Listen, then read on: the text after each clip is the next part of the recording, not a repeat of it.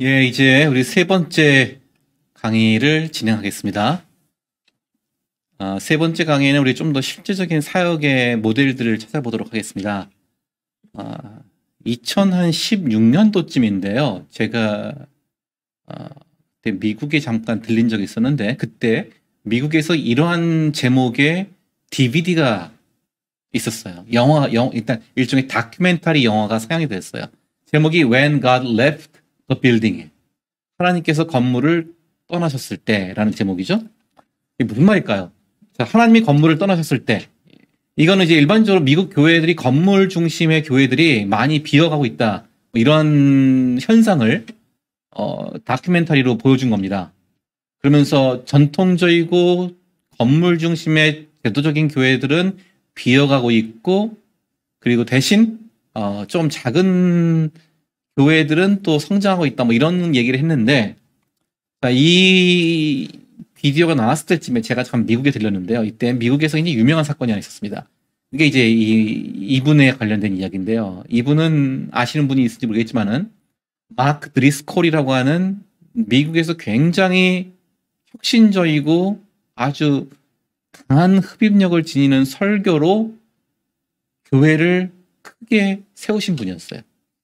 어디에 세웠냐면 미국 서북부에 있는 시애틀이라는 지역에서 이분이 교회를 세워서 개척을 해서 거의 한 2만 명까지 교인이 성장했고, 이분이 미국에서 10대 영향력 있는 10명의 목사로 꼽히기도 했습니다. 마크 드리스콜이에요. 한국에도 이분 책 번역되어 있습니다. 이분 지금 모습에서 표정에서 볼 수 있듯이 굉장히 강력하고 아주 사자후를 통하는 설교로 유명하신 분입니다. 설교도 잘하시고 전도도 많이 했어요. 이분 스타일이 항상 이 복장이 이렇게 설교는 굉장히 보수적이고 강력한데 스타일은 굉장히 힙해요. 보면 그냥 남방 입고 청바지 입고 운동화 신고. 이분 교회의 부교육 제도도 다 이런 비슷한 스타일의 복장을 하고 있어요. 드레스 코드예요. 다 이렇게 남방 위로 빼놓고 아주 편하게 입는. 근데 이 교회는 시애틀에 여러 지성전을 거느리고 있는 교회였습니다. 한 13곳 정도의 교회가 있었어요. 시애틀 지역에. 굉장히 크게 부흥한 교회였죠. 그리고 이제 그 13개의 지성전에 많은 사람들을 모아서 중앙 집중적으로 예배를 드리던 교회였습니다. 이 교회가 2015년도부터 문제가 생겼습니다. 이 목사님이 스태프들과 교인들을 하대하고 그들에게 갑질했다. 그래서 계속 사람들의 항의가 있었어요. 그리고 이분이 이제 자기 책을 저술해서 출판해 놓고는 막 사재기를 하거나 혹은 책과 관련된 표절도 밝혀져서 굉장히 많은 공경에 처했습니다. 사람들이 막 항의하고 불만을 표하는데 처음에는 이 목사님이 저기 지금 나한테 막 항의하는 사람들은 그냥 자기가 누군지도 자기 이름도 못 드러내는 사람들이다 했더니 이들이 이제 막 항의하면서 We are not anonymous. 우리는 이름 없는 사람들 아니다. 우리는 익명으로 하는 게 아니다. 우리는 이름 드러내고 당신에게 지금 항의한다. 결국 이러한 계속해서 문제가 일어나고 사람들이 반발을 해서 결국 이분이 나중에는 교회를 사임하게 돼요. 무슨 특별히 성폭력이나 무슨 정치적 횡령 같은 문제는 아니었는데 이분의 그 리더십에 문제가 생겨서 결국 사임을 하게 됩니다. 자, 중요한 건 이제 이 교회가 이분이 사임하면서요. 한 그 지역 신문에 나온 기사인데 Goodbye Mars Hill. 그러죠? Mark Driscoll's multi-site empire will sell properties and dissolve. 자, Goodbye Mars. 이분 교회 이름이 마르스 힐이었어요. 마르스 힐. 사도행전 17장에 나오는 아레오바고가 그 마르스 힐이죠. 마크 드리스콜의 이 여러 13개에 걸친 지성전을 제국이라고 그래요. 멀티사이트 엠파이어. 제국은 각자 자기 시설 다 팔고 해체하기로 했다 그랬어요. 각자 이 13개 같이 가는 것이 아니라 다 알아서 그냥 처분하고 개인적으로 자율적으로 니들 알아서 해라 라고 결정했다는 거예요. 그래서 여러 교회가 문 닫았고 그 중에 제일 큰 교회가 있었는데 그 교회가 아까 보았던 이 교회인데 이 교회가 한 3, 4천 명 모이던 교회였어요. 이 교회는 이제 마르스힐이라는 이름 안 쓰고 자기네 따로 독자적인 교회를 하기로 했는데 교인들이 누구를 그러면 후임 목사로 청빙할 것이냐 의논하다가 이 사람을 부르기로 했어요. 이게 제프 밴더스텔트라는 분이에요. 이분의 책도 한국에 번역되어 있습니다. 이 사람을 불렀는데 이 사람은 뭐 하던 사람이었냐? 이 사람은 원래 아주 작은 이 가족과 친밀한 사람들 중심의 소그룹 사역 교회 네트워크를 하던 사람이었어요. 이 사람이 주로 어디서 했냐면요. 어느 지역에서 했느냐? 여기 보면요. 저 밑에, 저게 시애틀 지도고, 저 남쪽으로, 더 밑으로 내려가면은 타코마라는 동네가 있습니다. 그 타코마라는 동네에서, 이름이 소마, 우리 헬라어로 몸을 가리키죠. 소마라고 하는 소그룹 사역 네트워크를 하던 분이었어요.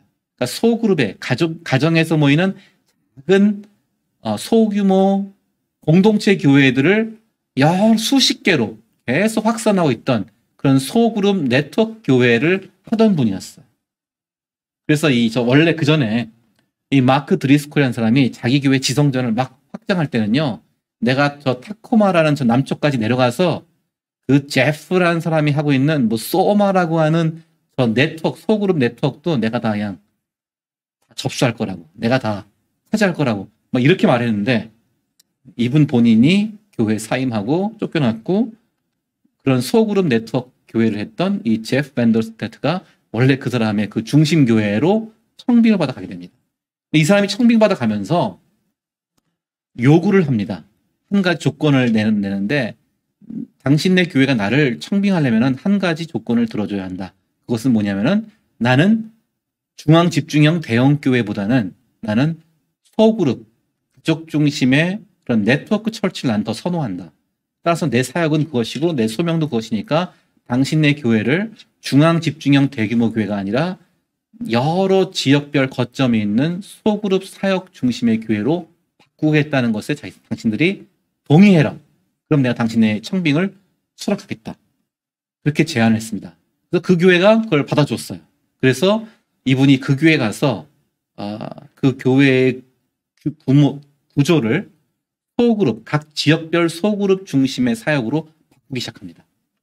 그래서 제가 이거 직접 그 교회 갔을 때 찍은 사진이었는데, 이때 이제 교인들이 한 3, 4천 명 되던 교회가, 이게 이제 원래 지성전이니까 지성전 중에 가장 큰 성전이었죠. 전체 합치면 거의 막 2만 명 되지만은 원래 이 지성전 중에서 제일 큰 그 성전에서 모이던 사람들은 한 4천 명, 3천 명 정도였어요.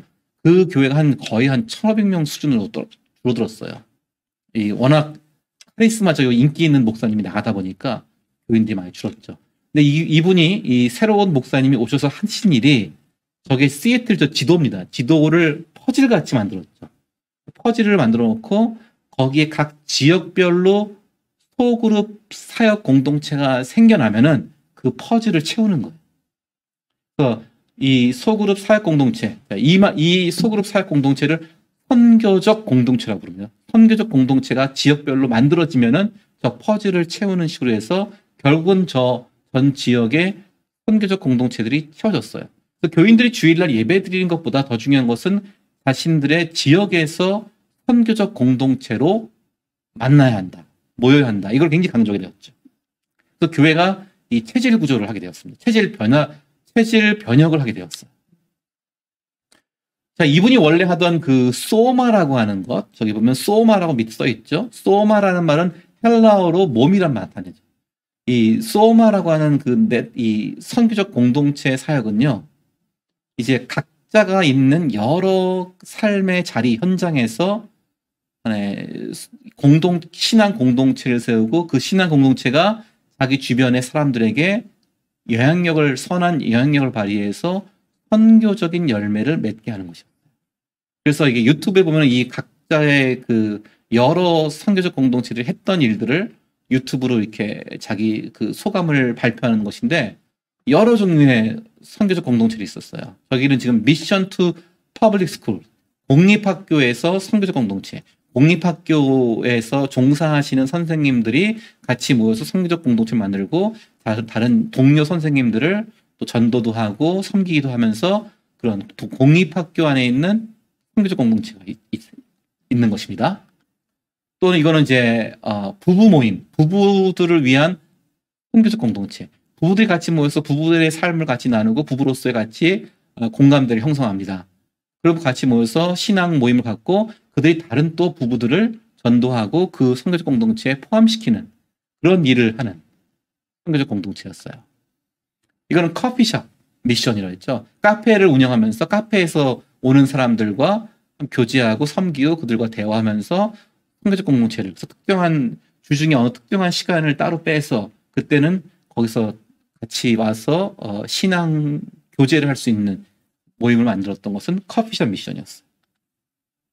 이건 미셔널 커뮤니티 로지스틱스라고 써 있는데, 로지스틱스란 말은 이게 병참 기지, 물류 뭐 이런 말이잖아요. 근데 이제 공동체 물류란 말은 이제 일종의 살림살이죠. 그러니까 주로 이제 그 집안 살림을 하고 같이 뭐 장도 보고 육아도 하는 그런 분들끼리 아마도 좀 주부들이 많았을 텐데 같이 그분들의 미셔널 커뮤니티 로지스틱스라 해서 서로 같이 살림살이를 운영하는 분들의 그 공동체입니다. 이거는 working with the less fortunate니까 좀 가난한 사람들, 병든 사람들, 소외된 사람들을 위해서 사역하는 그런 선교적 공동체죠. 이건 좀 구제 중심의 선교적 공동체 모임입니다. 이건 older generation on mission이니까 노인들을 위한, 노인분들을 위한 선교적 공동체, 뭐 요양원이나 널싱홈 같은 데서 사역을 하고 그 안에서 같이 신앙 공동체를 형성해서 서로 또 주변 사람들을 같이 신앙으로 교제하는, 이끄는 그러한 선교적 공동체입니다. 이렇게 다양한 삶의 영역에서 다양한 연령과 다양한 필요와 다양한 관심사를 가지고 선교적 공동체를 만드는 것입니다. 무슬림들을 위한, 무슬림들을 전도하기 위한 선교적 공동체, 무슬림들을 섬기고 무슬림들을 도와주는 선교적 공동체, 혹은 난민들을 도와주는 선교적 공동체, 이렇게 여러 가지 종류의 선교적 공동체들이 나오고 있어요. 이게 오늘날 선교적 교회 운동이 굉장히 관심을 많이 받고 있는데, 그 선교적 교회를 어떻게 실천할 것인가 해서 한 가지 사용 모델입니다. 이 선교적 공동체 운동, 미셔널 커뮤니티라고 해요. 그래서 아까 하나님이 건물을 떠나셨을 때 그 하나님은 어디에 계신가? 우리는 그럼 하나님을 어디에서 발견할 수 있는가에 대한 대답으로 Joining God in the Neighborhood라는 개념. 우리 이웃 속에서 하나님을 발견하고 그 하나님과 함께하죠. 몇 년 전에 나온 책인데 The New Parish라는 책이 있습니다. Parish란 말은 교구란 말이니까 The New Parish 하면 새로운 교구라는 책이죠. 이 책의 저자들이 미국의 그 도시들을 보면서요, 이러한 조사를 해봤습니다. 이렇게 결론을 내려요. 우리의 탐구 과정에서 매우 놀라운 현상을 목도했다. 요즘 교회들이 죽어간다는 요란한 소문에도 불구하고 우리가 이웃의 일상생활을 더 가까이서 관찰하면 할수록 더 많은 화해와 갱신의 움직임이 급증하고 있다는 사실을 발견한다. 우리 이웃들 속에서, 일상 속에서 다양한 종류의 신앙 공동체들이 생겨나고 있고 선교적 소그룹들이 일어나고 있다는 것을 볼 수 있다. 하나님은 지금 어디 계시냐? 건물과 조직과 제도 속에 있던 교회들이 많이 힘들어지는 가운데 하나님은 건물을 떠나셨을 뿐 교회를 떠나신 것이 아니고, 우리를 떠나신 것이 아니고 우리의 이웃과 일상의 관계 속에서 하나님을 고백하고 찾는 움직임들이 새롭게 일어나고 있다는 고무적인 조사를 했던 책입니다. 그래서 제가 지금, 죄송합니다. 여기 좀 제가 지금 이제 그 이야기하고 싶은 것은 한 가지는, 먼저 선교적 공동체라고 하는 것. 이 선교적 공동체는 좀 사회적 그룹에 가깝죠. 사회적 공간에 가까운데 조금 한 10명, 15명, 20명 정도의 모임으로서 서로 같은 관심사와 같은 이슈를 가지고 모이는 이 선교적 공동체들이 좀 더 늘어나고 있는 모습을 보이고 있다는 겁니다. 두 번째로 볼 수 있는 것은 이제 아주 그 마이크로 미니스트리라는 건데요. 제가 조금 요 파워포인트를 좀 한번 확인하고 다시 가겠습니다. 죄송합니다. 네, 아까 왜냐면 제가 지금 이 파워포인트 슬라이드가 조금 순서가 제가 잘못 배치했는지 좀 바뀌었는데요. 일단 요 마이크로 미니스트리 선교적 공동체부터 보겠습니다. 지금 선교적 공동체 얘기를 했으니까. 자, 선교적 공동체라는 것은 사회적 공간의 규모로서 한 10명에서 50명 정도까지 갈 수 있는 규모입니다. 이걸 영어로 미셔널 커뮤니티라고 그래요. 미셔널 커뮤니티인데, 그래서 MC란 말 많이 씁니다. MC. 근데 여기는 이 미셔널 커뮤니티가 세워지려면 10명 이상의 그 모임이 형성되려면 먼저 처음부터 10명이 있을 수도 있지만은 10명이 아니고 먼저 작은 몇몇 사람들로 시작될 수도 있잖아요. 그거를 이제 MD란 말 써요. 미셔널 DNA 그룹이란 말 써요. DNA란 말은 D는 discipleship, N은 nurture, A는 accountability. accountability는 상호 책임이란 말이죠. nurture는 양육이란 말이고 뭐 discipleship 제자도고요. 그래서 먼저 서로에게 헌신하고 서로를 양육하는 작은 모임, 2-3명, 3-4명의 모임으로 먼저 시작을 합니다. 그들이 헌신하고 그들이 미셔널 커뮤니티를 세우겠다는 비전을 가지고 같이 모이는 거예요. 그래서 이들이 같이 모여서 좀 더 같이 동역자들을 모으면서 그리고 이웃들을 모으면서 미셔널 커뮤니티 한 10명 이상 정도의 이상의 그 미셔널 커뮤니티를 시작을 합니다. 10명 이상에서 50명까지라는 것은 왜 이 숫자가 중요하냐? 아까 말했죠. 영어로는 enough to dare and enough to care란 말을 쓰는데 dare란 말은 우리가 감히란 말이죠. 담대히. 그러니까 뭐냐면은 내가 부담 없이 갈 수 있는 모임이란 거예요. 대신 enough to care. 내가 한 4-50명 있는 모임에 가면은 뭐 슬쩍 들어가는데 눈치 안 보고 들어갈 수가 있죠. 근데 사람들이 나를 외면하거나 무시하면 안 돼요. 나를 좀 알아줘야 돼요. 어느 정도는. enough to care.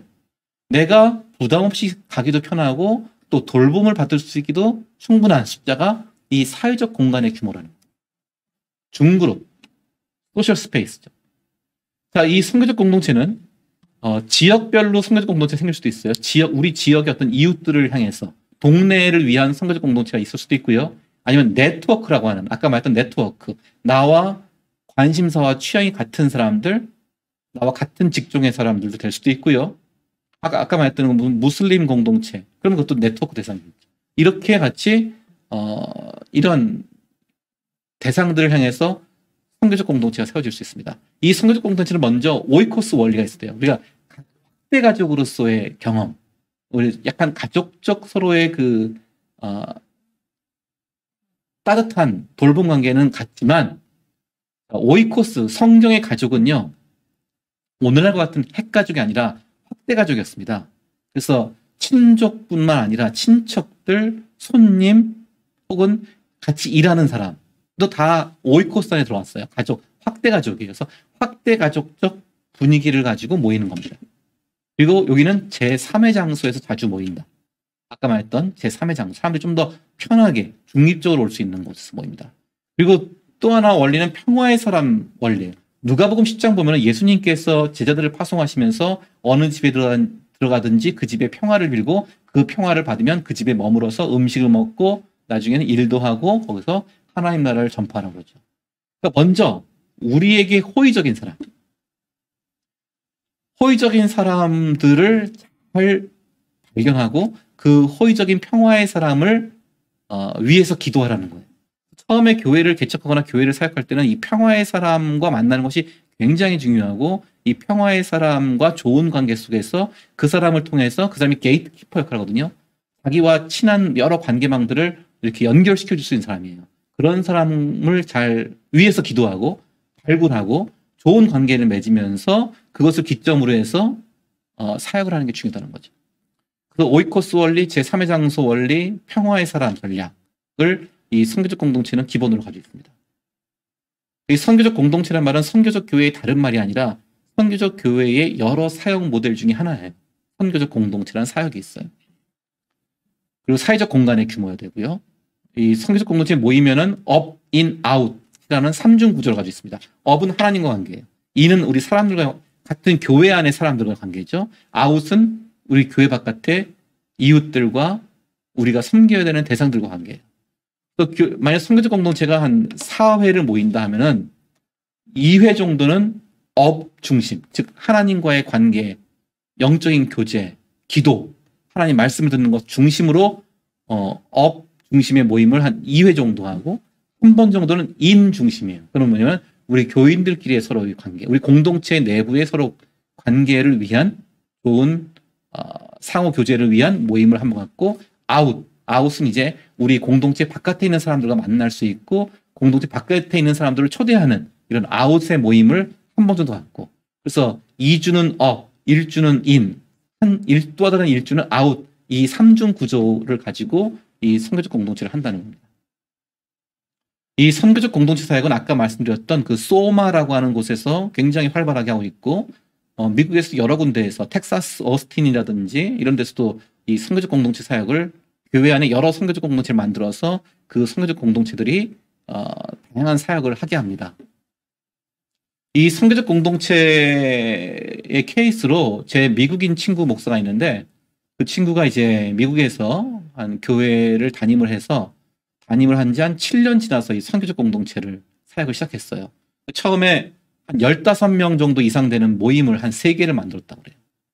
10명에서 15명 정도 되는 모임을 한 3개를 만들어서 그 모임들이 각각 자기들의 타겟 그룹을 설정해서 그들을 섬기고 그들과 관계 맺고 그들을 공동체로 초대하는 그런 일을 했다고 그래요. 이 친구가 제 아는 친구 목사가 맡았던 선교적 공동체는 그 지역에 있는 유리공예 협동조합이었어요. 유리공예 협동조합. 그 지역이 유리공예가 굉장히 유명한 지역이었는데 그 유리공예 협동조합에 있는 사람들을 섬기는 그리고 그들과 교제하는 선교적 공동체를 만든 거예요. 그건 왜냐하면은 그 동네 유리공예 협동조합이 꽤 큰데 그리고 자기 자녀들이 이 선교적 공동체에 있는 교인들의 자녀들이 그 유리공예 협동조합에서 운영하는 그런 클래스에 참여도 하거든요. 그러다 보니까 좀 어느 정도 알잖아요. 그래서 저들을 우리가 선교적으로 섬기자 해서 그 유리공예 협동조합 분들을 만난 거예요. 그래서 자기 자녀들을 그 클래스에 보내고 자기들도 가서 가끔 같이 또 배우기도 하고 대화도 하고 또 그 유리공예 작품들을 구입하기도 하고. 그러니까 굉장히 그 유리공예 협동조합 분들이 굉장히 고마워했대요. 자기들이 하는 것들을 별로 이렇게 사람들이 관심을 안 가지고 크게 인정하지 않았는데 이웃들이 별로 인정하지 않았는데 어느 교회의 모임이라고 하는 분들이 자기들의 관심을 보여주고 같이 교류를 한 거예요. 그렇게 해서 계속 그 서로 그런 유리공예를 가지고 그런 취미와 그런 관심을 가지고 같이 계속 교류하다가 한 번은 그 유리공예 협동조합 분들을 초대한 거예요. 자기 선교적 공동체 모임에. 디너 모임에 초대를 했어요. 그래서 한 상당수 제가 듣기로는 그때 한 10명 이상 정도 분들이 참여했다는 거예요. 그러니까 한 20-30명 되는 모임이 됐겠죠. 거기서 식사하고 교제하고 서로 위해서 기도도 해주고 그분들도 다 기독교 모임인 줄 알고 온 거예요. 알고 오고 이것이 상당히 좋은 모임이 되어서 그 선교적 공동체 숫자가 더 늘어나게 되었어요. 이제 유리공예 협동조합에 있던 교회 안 다니시는 분들 여러 명이 그 모임에 참여하게 되었고 그렇게 하면서 선교적 공동체가 더 커져서 한 30명 넘어가니까 이거를 이제 2개의 선교적 공동체로 분할시키게 되었다. 이런 이야기를 하는 걸 제가 들었습니다. 본인이 목회자로서 선교적 공동체를 이끌었기 때문에 그거는 본인과 본인의 가족들까지 열심히 헌신을 해서 잘 지속이 되었는데 또 다른 선교적 공동체는 실패해서 또 좀 없어지는 일도 있었다고 그래요. 그러니까 다 뭐 이게 성공의 공식은 아니고 각자의 그 자리에서 우리가 하나님과 동행하며 얼마큼 선교에 헌신하고 또 지혜롭게 사역하는 데 따라서 달라지겠죠. 자, 이런 선교적 공동체, 사회적 그룹의 사회적 공간의 규모를 가지고 사람들의 관심사나 취향을 중심으로 조금 더 규모 있는 그런 공동체를 만드는 것. 이건 소그룹보다는 조금 큰 규모예요. 이것이 굉장히 중요한 선교적으로 의미 있는 사람들이 너무 적으면은 자기가 너무 관심받고 주목받기 때문에 오히려 부담스러워할 수 있거든요. 조금 사람들이 출입이 자유로운 종류의 선교적 공동체가 상당히 좋은 열매를 맺고 있다. 이런 모습이 있었습니다. 또 앞에서 제가 앞에서 먼저 말씀드린 마이크로 사역이라고 하는 이제 마이크로 미니스트리가 굉장히 중요해지는데요. 이거는 이제 마이크로 미니스트리는 인격적 공간 혹은 친밀한 공간 둘 사이를 거치고 있죠. 이게 아마도 앞으로 사회적 거리 두기가 어느 정도 장기화 된다면은 지금 위드 코로나지만은 뭐 계속 확진자가 많이 늘어나고 있으니까 이게 지금 어느 정도는 계속 사회적 거리 두기가 갈 것 같죠. 그때 이제 이 마이크로 미니스트리가 앞으로 중요해질 거란 겁니다. 사람들이 아무리 그렇게 돼도 만날 사람 만나야 되거든요. 그래서 이건 일상적이고 비공식적인 교제와 나눔을 갖는 사역들, 그리고 평신도가 좀 주체가 되는 이러한 사역들이 앞으로 많이 활성화될 수밖에 없을 것이다 이렇게 봅니다. 그래서 최근에 이 마이크로 미니스트리가 굉장히 많이 대안으로 떠올라요. 빌리그리암 연구소에서는 빌리그리암 전도연구소는 2019년도에 나온 책에서 보면요. 앞으로 현대사회에서 전도와 선교의 주된 열매들은 마이크로 처치에서 나올 것이다. 아주 작은 단위의 다양한 사역들에서 나올 것이다. 그런 예측을 했습니다. 그리고 미국 장로교단인 에코라고 하는 미국 장로교단이 있는데 PCUS에서 갈라져 나온 교단인데 이 교단에서는 교회를 아주 작게 표현, 마이크로 익스프레션 오브 처치라고 하는 이야기를 합니다. 교회가 이제는 이 코로나, 포스트 코로나 시대에는 좀 더 작은 사역 단위로 분화될 필요가 있다. 이런 얘기를 한 거죠. 미국 감리교회에서도 밴드 사역을 마이크로 커뮤니티라는 이름으로 3, 4명 단위로 재편성하고 있습니다. 그러니까 좀 전에 사회적 공간에서 조금 더 그는 한 10명, 15명 정도의 좀 느슨한 모임, 느슨한 그런 공동체를 말했다면은 또 하나 중요한 것은 이런 작은 단위, 소그룹 단위의 좀 인격적 공간과 친밀한 공간 사이쯤에 있는 소그룹. 그러니까 8명, 10명 정도가 아니라 좀 한 5명 내외의 소그룹. 이런 것들이 앞으로 많이 활성화될 것이다. 이런 전망을 합니다. 그래서 마이크로 미니스트리는 몇 가지 형태가 될 수 있는데 첫 번째는 가족 소그룹입니다. 자, 코로나 시대에 가족의 재결집이 일어나고 있죠. 아까 말씀드렸죠. 그러니까 가족이라는 것은 친밀한 공간이에요. 그래서 가족 전도가 중요해지고 있습니다. 가족 전도. 우리가 사실 많은 사람들이 교회를 어떻게 나가느냐, 어떻게 신학하게 되느냐를 조사해 보면요, 가족을 통한 전도가 제일 많습니다. 너무 이게 가족 교회화, 가족 신앙화 된다는 비판도 있지만 현실이 모두 사실이에요. 우리는 가족한테 가장 많은 영향을 받습니다. 긍정적이든 부정적이든. 그래서 가족 전도라는 것이 앞으로도 굉장히 중요한 통로가 될 텐데요. 이 가족에서 같이 이제 온라인 예배를 앞으로도 좀 드린다면 가족 안에서 우리가 예전이 중요하게 되겠죠. 가족 안에서 가정의 예전. 그래서 제가 보기에는 우리가 지금 코로나 시대가 되면서 집이 확장됐단 말이에요. 집의 확장. 그러니까 집에서 많은 것들을 해결해야 되는 시대가 되었어요. 먹는 것뿐만 아니라 운동도 집에서 하죠. 홈 트레이닝. 그리고 집에서 뭐 여러 가지 자기 취미 활동도 집안에서 SNS를 통해서 다른 사람들과 소통하는 이런 것들이 많이 늘어나서 아마도 앞으로는 이 개인의 그 집이 좀 더 커져야 할 것이다 이런 말도 해요. 왜냐하면 재택근무를 하고 온라인 수업을 하다 보니까 이제는 집에서 해결해야 될 것들이 많아지고 개인의 가정 공간이 더 커져야 한다. 자, 그런다면은 개인의 가정 안에서 예전 공간도 좀 확보할 필요가 있지 않을까요? 가정 예전. 그래서 집안에서 그냥 아무것도 없는 TV 놓고 뭐 책상 보면서 예배 드리는 것은 좀 우리가 분위기가 잘 안 따라오잖아요. 그러니까 집안에다가 뭐 십자가를 놓는다든지 초를 킨다든지 가정 제대라고 해서 성경을 올려놓는 그러한 작은 상징적 공간을 통해서 우리가 좀 가족 안에서 이 영성과 가정 안에서의 신앙 공동체를 만드는 데 도움을 줄 필요가 있다.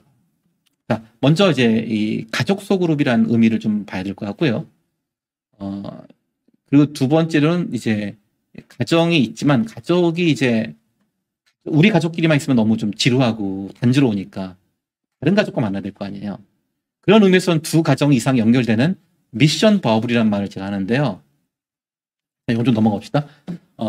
제가 이 미션 버블이라는 얘기는요, 사실은 코로나 시대에 그 서구 국가들은 다 락다운을 했잖아요. 봉쇄를 했잖아요. 봉쇄를 하니까 사람들이 너무 힘든 거예요. 특히 노약자들은 사람들과 교류를 못하니까 더 힘든 극심한 외로움에 빠지는 거예요. 그러니까 이 락다운 봉쇄 기간에도 이 서구 국가들 중에서 소셜 버블이라 해서 한 두 가정 정도, 한 10명 내외 정도까지는 일상적인 만남과 교제를 할 수 있도록 허용을 해준 게 있어요. 대신 너무 다른 바깥의 사람들 만나면 안 돼요. 그 정해진 사람들끼리는 계속 만날 수 있다. 그래서 두 가정 정도. 저기 지금 여러분 그림을 보시면은 버블이 있고 그 버블 안에 가족들이 있는데 그 사람들이 계속 만나잖아요. 이렇게 서로 안전하게 지속적으로 만나는 사람들끼리는 그 만남을 인정해 주겠다 해서 그게 소셜 버블이었습니다. 그러니까 사람의 외로움의 문제를 해결하기 위해서 이런 소셜 버블을 허용한 거죠. 저는 이거를 조금 다른 표현으로 미션 버블을 한번 만들어 보면 어떨까 하는 약간 상상을 해봤습니다. 우리가 이제 아까 제가 처음에 보여드린 그 통계를 보면은 사람들이 소규모의 더 친밀한 관계 안에 머물고자 한다라는 얘기 했잖아요. 그러니까 이거는 한번 우리가 조금 더, 그리고 요즘 사람들이 가족과의 유대가 전 같지 못한데 새로운 가족, 대안가족을 찾는 현상도 늘어난단 말이에요. 그러니까 우리가 내 가족이 될 수도 있고 내 관계망이 어떤 특정한 몇몇 사람들이 좀 더 헌신하는 거예요. 그들과 같이 만남도 갖고 교제도 하고 그들을 섬기는 거예요. 그거를 아까 사회적 공동체, 선교적 공동체 같이 뭐 많은 규모의 모임이 아니라 좀 적은, 왜냐면은 코로나 상황이 앞으로 나아지겠지만 또 어떤 때는 또 우리의 모임이 많이 제한될 수도 있거든요. 그러니까 그때는 우리가 조금 더 미션 버블을 만들어서 좀 더 작은 숫자, 10명 이하의 모임, 그 중에는 믿는 사람도 있고 믿지 않는 사람도 있는 그러한 모임들, 미션 버블들을 만들어 보는 것. 이것이 저는 코로나 시대에 우리가 코로나와 함께 가는 시대에 우리가 선교적으로 좀 고려해 볼 수 있는 좋은 전도적 소그룹이 되리라고 예측을 합니다. 그래서 이런 측면에서 나왔던 또 하나의 그 사역 모임이요. 이 뉴 룸 밴드라는 게 있어요. 이거는 이제 감리교에서 나온 건데, 미국 감리교의 소그룹 사역을 3명에서 6명 단위로 축소를 시킵니다. 작은 단위의 소그룹도 만들어서 기존 서영 공부나 사역을 대체하지 않는 모든 기존에 있던 모임들을 이걸로 바꾸는 것은 아니고 이런 작은 소그룹 사역들을 아주 마이크로 미니스트리, 마이크로 커뮤니티로 계속 만들어가는 거예요. 그래서 매주 혹은 격주로 모이지만 이 최소한 월 1회 이상으로 모이는 것을 권장합니다. 기간은 최소한 4회 이상은, 그러니까 뭐 계속 영원히 모이는 건 아니고요. 한 3, 4개월 정도 몇 차례에 걸쳐서 이런 모임을 갖고 어떠한 뭐 성역 공부를 한다든지 독서 모임을 한다든지 식사 모임을 한다든지 이런 모임을 갖고 그다음 피드백을 가진 다음에 그 다음에 이제 이것을 기반으로 해서 조금 더 계속 사역을 더 다변화시키고 지속하는 일을 한다는 거죠. 또 관계의 성장을 도모하기 위한 온라인 플랫폼 활용도 권장합니다. 그러니까 모이는 건 한 달에 한 번 모일 수도 있고 2주에 한 번 모일 수도 있지만 추천하기는 매주 모이는 걸 가장 추천하지만 또 다른 이 오프라인으로 만나는 것 외에 온라인을 통해서도 계속 서로 연락하고 서로 근황을 묻고 서로 교제하는 것을 또 권장합니다. 한 사람당 15분에서 20분 정도 나눔을 할 수 있도록 시간 관리해야 돼요. 보통 모여서 1시간 반 정도 모인다 하면은 한 5명 모이면은 벌써 몇 분을 해야 됩니까?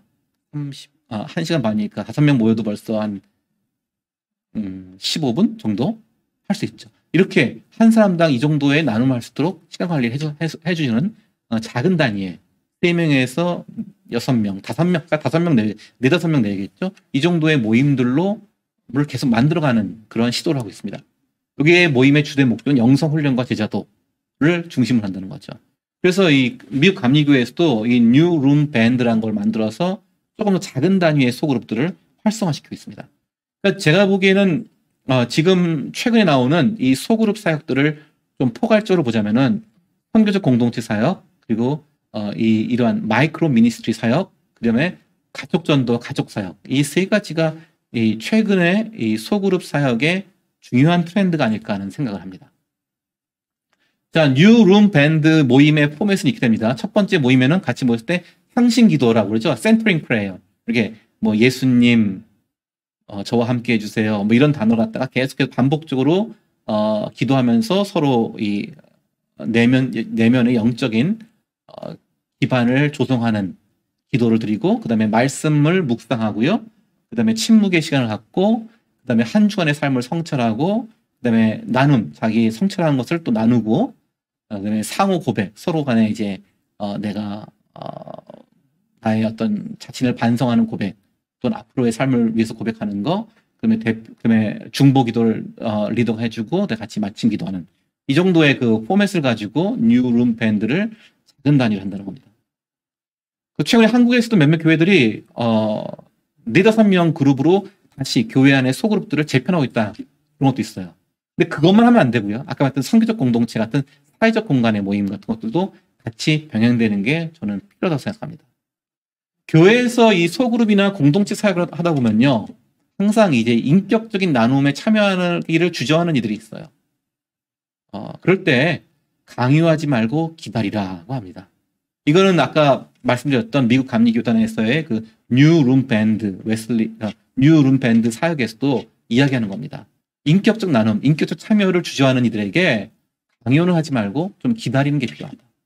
그리고 좀 더 큰 공간, 공동체, 아까 말했던 내가 지금 소그룹에 참여하지 않더라도 공적 공간으로서의 우리 교회의 구성원이라는 것을 알려주고, 혹은 그 사람이 있는 지역에도 하나의 그러한 같이 신앙을 우리 서로 관리해주고 점검해주는 뭐 교구가 있다든지 공동체, 지역 공동체 모임이 있다든지 이런 모임에 소속되어 있음을 알려주라는 겁니다. 세 번째로는 취향이나 은사 중심 모임에 참여할 기회를 주라. 어떤 배우는 게 있다든지 어떤 관심사를 같이 나누는 모임이 있다든지 혹은 당신의 은사를 가지고 누군가를 도와주는 구제하고 섬기는 모임이 있다든지 이런 것들을 항상 있다는 걸 알려주고 참여할 수 있는 기회를 주되 기다리라는 거예요. 너무 강요하지 말고. 그리고 영적 돌봄을 위한 개인적, 인격적 연결고리는 유지하라. 영적으로 서로 돌보고 영적으로 그 사람을 위해서 기도해 준다든지 혹시 뭐 필요한 거 없는지 물어본다든지 그런 좀 뭐 문자나 SNS나 온라인을 통해서도 계속 연결할 수 있겠죠. 그러한 개인적 연결고리는 유지하고 있으라. 그러니까 소그룹에 혹은 뭐 사회적 공간, 그러니까 선교적 공동체 참여하지 못하더라도 개인적 연결고리는 계속 가지고 있어야 한다는 거예요. 그리고 가능하다면 친밀한 공간을 시도하라. 그러니까 친밀한 공간은 몇 명이라 했죠? 제가 3, 4명 정도의 그런 작은 친밀한 공간 속에 그러니까 나하고 개인적으로 우리가 사역자로서 그런 사람과 어느 정도 연결하고 있다면 한두 사람을 더 포함시키는 비슷한 사람, 삶의 이슈가 비슷한 사람, 공감대를 가지고 있는 사람 한두 명을 더 연결시켜서 개인적 연결에서 조금 더 친밀한 공간으로 나아갈 수 있는 그러한 기회를 주라는 거죠. 이게 오늘날 사실은 이 디지털 시대의 관계 문법이기도 해요. 디지털 시대에는, 오늘날 시대에는 오라고 막 요구하는 게 아니라 막 하는 게 아니라 이러한 모임들이 있고 이러한 관심사와 이러한 목적을 가지고 우리가 이런 자리가 있다.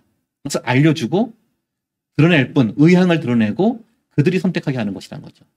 자, 이런 것들 보면 우리가 교회가 앞으로도 제가 첫 시간에 말한 것처럼 느슨한 연대 시대가 된다면은 이미 느슨한 연대 시대가 왔어요. 교회의 소그룹이 조금 더 작은 단위로 분화될 필요도 있고요. 아니면 좀 느슨한 취향 중심의 한 사회적 공간의 규모를 지니는 선교적 공동체들이 나올 수도 있고요. 이런 그 소그룹을 약간 분화시켜서 다양하게 교회 안에서 제시될 필요가 있다는 겁니다. 그렇다면은 우리 교회 안에서 목사님들이 일방적으로 만들고 배치시키는 소그룹들이 아니라 교인들이 가지고 있는 은사와 자신들의 헌신에 따라서 소그룹들이 나올 필요도 있어요. 이제 하향적 소그룹이 아니라 상향적 소그룹들이 나올 필요가 있다고 봐요. 그리고 그들의 은사와 취향과 관심사가 잘 활용될 수 있는 소그룹들. 그들이 가지고 있는 직업과 전문성들이 조금 더 다른 이들과 공유될 수 있는 소그룹들. 이런 것들이 앞으로 나올 필요가 있겠죠. 그런 측면에서 소그룹의 좀 다양성, 다변화, 그리고 자발성들이 앞으로 많이 필요한 시대가 되었다고 봅니다. 그래서 어떤 교회는 제 제자 목사님이 하는 교회는 그 소그룹을 평신도들이 어떠한 소그룹을 만들겠다고 제안을 하는 거예요. 예를 들어서 내가 직장인인데 내가 지금 건축회사 다니는데 이 공간에 대해서 건축에 대해서 같이 공부하고 독서 모임 그리고 거기서 같이 하는 모임을 만들고 싶다 해서 그런 사람들 건축 관련 일하는 분들끼리의 소그룹이 형성되게 됐어요. 꼭 직업뿐만 아니라 전문 분야뿐만 아니라 자기 관심사, 취미 여러 가지가 있죠. 이런 것들을 살려서 그것이 곧 나의 사람들을 다른 사람도 섬기는 은사가 될 수 있거든요. 그 은사 중심의 은사를 개발하고 활용하는 그런 소그룹 공동체들이 앞으로 생겨날 수 있도록 우리 교회는 사역자들은 그것을 잘 후원해주고 그것을 잘 지도해주고 그것을 잘 지켜주는 그런 사역을 하는 것이 앞으로의 방향이라고 생각합니다. 자, 네트워크 시대의 소그룹 사역. 제가 지금까지 몇 가지 그 트렌드를 보고 또한 여러 가지 공간의 의미를 보고 또 새로운 사역의 모델들을 같이 보았습니다. 어떤 정답이나 어떠한 빠른 길을 알려줄 수는 없지만 우리가 이제 이 위드 코로나, 포스트 코로나로 접어들면서 우리가 소그룹 사역, 공동체 사역에 대해서 좀 더 새로운 관점에서 조명하고 새로운 실험을 하고 또 성령께서 우리에게 주시는 지혜와 격려를 받아서 창의적이고 영혼을 진정으로 살리는 사역들을 우리 모두 다 경험하시기 바랍니다. 오늘 제 강의는 여기서 마치도록 하겠습니다. 지금까지 같이 해주셔서 감사합니다.